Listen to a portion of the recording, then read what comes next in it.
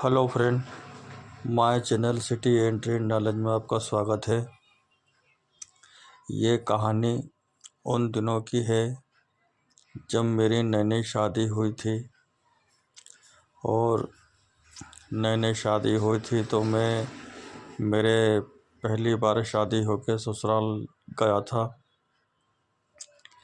जब वहाँ गया तो फिर मैंने खाना आना खाया। फिर रात में जब सोने की बारी आई तो उन्होंने कहा या तो फिर छत पे सब सो रहे हैं तो छत पे ऊपर लेट जाओ।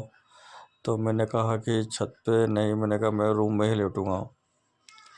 मैंने कहा कि रात में मेरा ठंडी हवा चलेगी तो मैंने कहा रूम के अंदर, मैंने कहा सही रहेगा। तो मैंने कहा मैं रूम के अंदर ही लेटूँगा। तो मैं अकेला रूम के अंदर कमरे में लेटा था और बाकी सब जन, मेरी सास, मेरे साले, मेरे वाइफ सब ऊपर छत के ऊपर लेटे हुए थे और मैं अकेला रूम में लेटा हुआ था। तो वहाँ पर करीब रात को 1:30 से 2 बजे के बीच में मेरे को नींद आने लगी, नींद की झपकी आने लगी।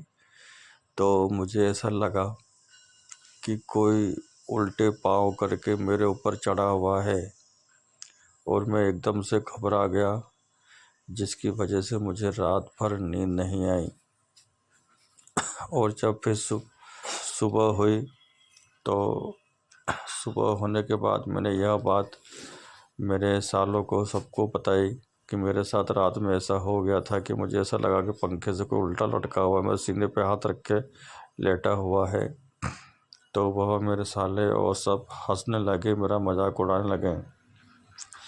फिर मेरे वाइफ ने मुझसे कहा कि ऐसा नहीं है, पर यह ऐसा हो सकता है कि पहले रूम में कोई दूसरी लेडीज़ यहाँ पे रहती थी किराए से, तो वो खाली करके कहीं दूसरी जगह चली गई।